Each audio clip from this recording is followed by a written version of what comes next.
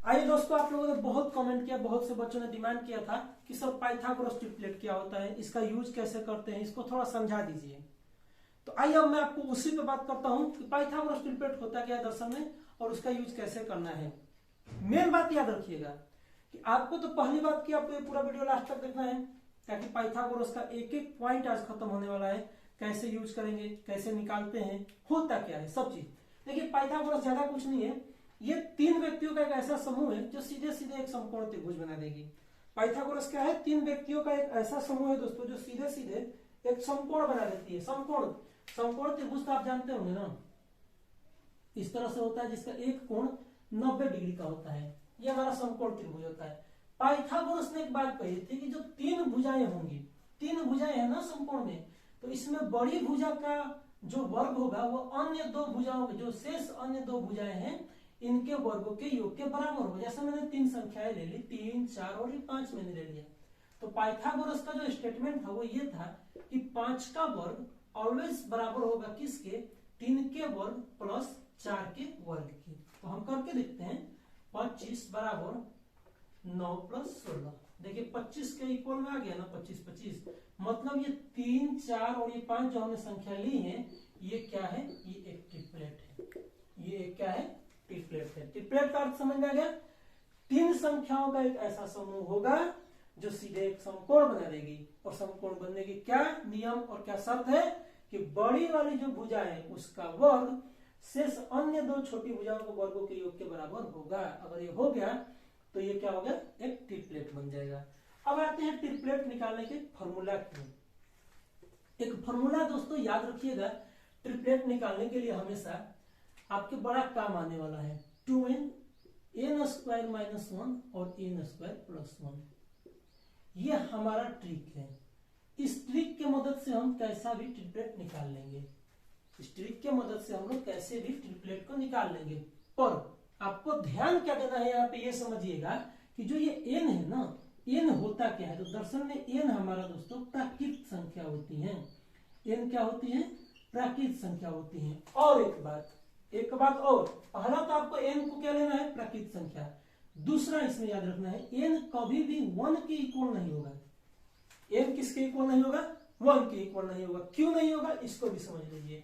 मान लीजिए हमने n को 1 के इक्वल रखा, n को हमने 1 के इक्वल रखा, तो 2n बराबर 2 इंटू 1 तो आया 2। लेकिन अगर यहीं पे देखिए ना, n स्क्वायर माइनस 1 कर रहे हैं, तो ये तो भुजा हमारी 0 हो गई भाई, ये वाली भुजा 0 हो गई। और जब त्रिभुज की तीन भुजाओं में से एक भुजा 0 हो जाए तो त्रिभुज बनेगा? नहीं बनेगा, ये तो आप समझ रहे होंगे। तो हम यहाँ से डायरेक्ट आपको कह रहे हैं कि भाई n का मान कभी भी ना 1 मत लीजिए। n का मान प्रकृत संख्या में कुछ भी ले लीजिए, बट 1 मत लीजिए। ठीक है, अब चलते हैं थोड़ा इस फॉर्मूले को यूज करते हैं। इसका यूज कैसे होता है इसको भी समझते हैं। जैसे देखिए, इसको हटाते हैं। मान लीजिए मैंने n बराबर दोस्तों ले लिया 2। n बराबर कितना लिया? 2 ले लिया। अब इस पे रखते हैं हम। हमारे पास सबसे पहले क्या है? 2n है ना, तो 2n में n का मान रखे 2, तो आ गया कितना? 4। फिर रखते हैं n स्क्वायर माइनस 1 में, तो n का मान, n का स्क्वायर किए तो 2 का स्क्वायर माइनस 1 यानी कि 4 माइनस 1 कितना आपका आया? 3। फिर n स्क्वायर प्लस 1 पे करते हैं, तो n का स्क्वायर 2 का वर्ग करेंगे तो 4 आएगा और प्लस 1 कितना? 5। देखिए कौन सी संख्या निकली? 4, 3 और 5। 3, 4, 5, ये हमारा एक ट्रिपलेट हो गया। अभी कुछ देर पहले इसी वीडियो में मैंने आपको दिखाया था कि इसमें जो बड़ी भुजा है, बड़ी भुजा कौन सी है? 5, तो इसका वर्ग इन अन्य दो भुजाओं के वर्गों के इक्वल हुआ था। एक और संख्या लेते हैं दोस्तों, उस पर भी समझते हैं। एक और संख्या लेते हैं और उस पर समझते हैं। अब मान लीजिए मैंने n का मान ले लिया 3, n का मान 3 ले लिया। अब देखते हैं इस पे क्या हाल है भाई। n का मान जैसे ही हम 3 लिए तो 2 इंटू 3 कितना है? 6। फिर n स्क्वायर माइनस 1, तो 3 का स्क्वायर यानी कि 9 माइनस 1 कितना है? 8। 3 का स्क्वायर प्लस 1 यानी कि 9 प्लस 1 कितना है? 10। देखिए ना, तीन संख्या मिल गई यहाँ पे, 6, 8 और 10। तो 6, 8 और 10 ये तीनों संख्याओं से क्या बना? हमारा एक ट्रिपलेट बना। तो ट्रिपलेट बनाने की विधि आप समझ गए। आपको कोई संख्या लेनी है, n का मान लेना है उसको, और फिर उसको रख देना है और फिर हमें देखना है क्या वो ट्रिपलेट बन जाएगा। ठीक है, आगे आते हैं दोस्तों। अगला क्वेश्चन जो होगा वो आपको डायरेक्ट ऐसा नहीं देगा कि आप n का मान रख लीजिए और ट्रिपलेट निकाल के बताइए, ऐसा नहीं देगा। हो क्या रहा है आजकल के एग्जामों में कि कर क्या रहे हैं एग्जामिनर, जो एग्जामिनर कर क्या देता है दोस्तों, वो कह देता है कि एक त्रिभुज की एक भुजा दे दी गई आपको, किसी त्रिभुज की एक भुजा आपको वो दे देगा और फिर पूछेगा कि अन्य दो भुजाएं बताइए। स्टेटमेंट में आपसे वो कह भी सकता है कि समकोण त्रिभुज की एक भुजा है। मान लीजिए उसने कह दिया कि समकोण त्रिभुज की एक भुजा कितनी है, 6 है। एक भुजा कितनी दे दी, 6 दे दी। और आपसे अब स्टेट क्वेश्चन में पूछ रहा है कि इसके अन्य दो भुजाओं को बताइए, अन्य दो भुजाएं आपको बतानी है। अब कहानी को समझिएगा, करना क्या होगा आपके पास। जैसे ही आपको इस तरह का क्वेश्चन दिखे ना, आपके दिमाग पे सीधा ये वाला फॉर्मूला आ जाना चाहिए। क्या है इसमें, 2n n स्क्वायर माइनस 1 और n स्क्वायर प्लस 1, ये तीन चीजें हैं। इन तीनों के तीनों में से किसी एक पर इसको सेट करेंगे और कटा देंगे, इसको कटाएंगे, सोल्व करेंगे। जैसे ही ये सोल्व होकर हमें एक पूर्ण संख्या मिली, हम उसी पे बनाएंगे, वही हमारा n का मान होगा। मतलब कि इन तीनों में से कहीं से भी हम n का मान निकाल सकते हैं। या तो आप 2n से निकाल लीजिए, n स्क्वायर माइनस 1 से निकाल लीजिए, n स्क्वायर प्लस 1 से निकाल लीजिए। मैं पहले n स्क्वायर प्लस 1 से इसका मान निकालने की कोशिश करता हूँ। तो मैंने क्या कहा कि 6 जो है वो सबसे बड़ी भुजा हुई, तो n स्क्वायर प्लस 1 पे मैंने रख लिया। कहानी को समझिएगा, जैसे ही मैंने n स्क्वायर प्लस 1 पे रखा, मुझे n स्क्वायर बराबर मिला 5 और n बराबर मिला √5। लेकिन मेरे दोस्त, मैंने आपसे क्या कहा था कि n जो है वो एक प्रकृत संख्या है ना, और देखो यहाँ हमारे n तो रूट में आ रहा है, तो इस पे वैल्यू सूट नहीं हुई, यहाँ से हम n का मान नहीं निकाल पाए। अब की बार मैंने क्या किया कि n स्क्वायर माइनस 1 पे रख के देख रहे हैं, यहाँ से हमें कितना मिला, n स्क्वायर बराबर 7, तो n बराबर रूट में 7 आया। देखो यहाँ भी वैल्यू रूट में आ गई, जो कि एक प्रकृत संख्या है नहीं, तो यहाँ भी नहीं सूट हुआ। अगला में चेक करते हैं हम लोग। अगला में मान लीजिए मैंने 2n बराबर रख दिया 6, तो n का मान यहाँ से मिल गया मेरे को 3 एक प्रकृत संख्या है ना, तो n का मान मेरे को मिल गया 3। अब n का मान हम लेंगे, ये एक भुजा का मान था 6, अब हम n का मान लेंगे कितना, 2 इंटू 3, कितना आ गया 6। n स्क्वायर माइनस 1, 3 का स्क्वायर माइनस 1, 9 माइनस 1 कितना 8। फिर n स्क्वायर प्लस 1, तो 9 प्लस 1 कितना 10। देखिए 6 8 10, जस्ट पहले अभी इसके थोड़ी ही देर पहले इस वाले साइज भुजा का हमने इस वाले फॉर्मूले को रख करके निकाला था, और अभी देखिए आ गया।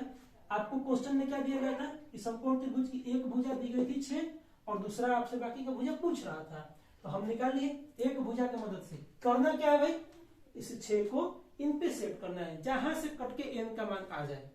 और n का मान किस में चाहिए, हमें प्रकृत संख्या में चाहिए। n का मान किधर, प्रकृत संख्या में। n का मान क्या नहीं हो सकता, 1 नहीं हो सकता, ध्यान रखना है।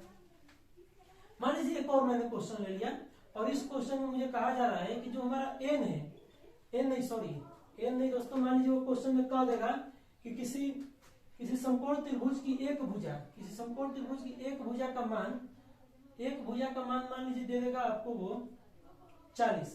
किसी समकोण त्रिभुज की एक भुजा का मान 40 है।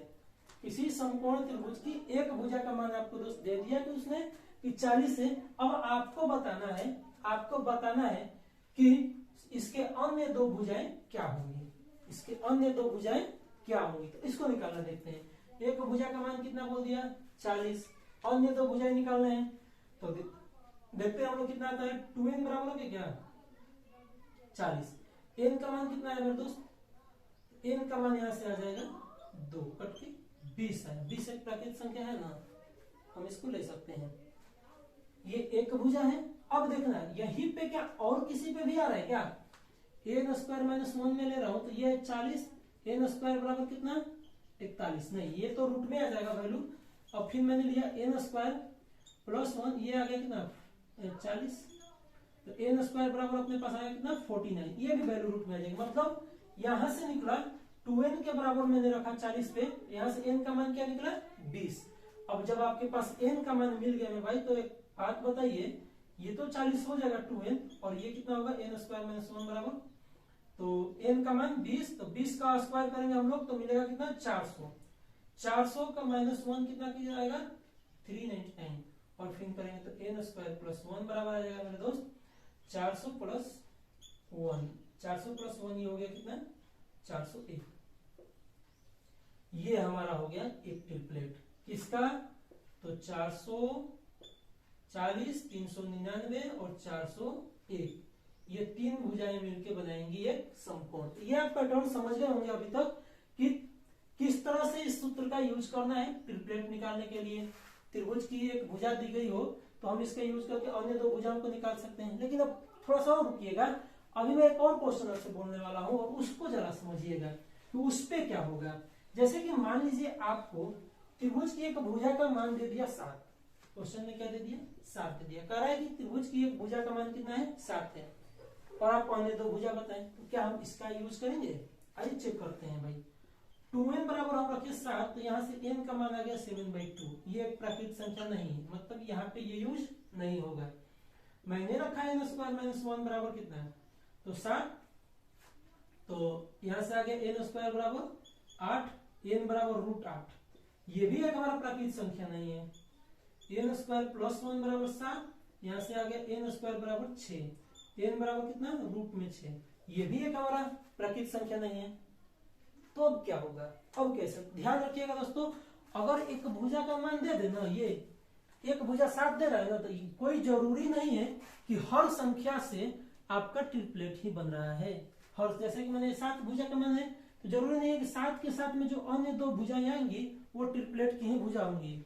ठीक है, ऐसा कोई जरूरी नहीं है, ये आप अपने मन में बैठा लीजिएगा, ज्यादा कंफ्यूज नहीं होना है। ट्रिपलेट सिर्फ किसमें बनेगा, जो भी संख्या का मान यहां रखने से हम n का मान निकाल लेते हैं और n अगर हमारा प्राकृतिक संख्या में आ गया तो वो क्या बनेगा, ट्रिपलेट बनेगा। तो ये था दोस्तों हमारा ट्रिपलेट का कॉन्सेप्ट। अगले वीडियो में हम आपको और भी कई तरह के कॉन्सेप्ट लेकर आएंगे, तब तक आप हमारे साथ जुड़े रहिएगा। मिलते हैं अगले वीडियो में।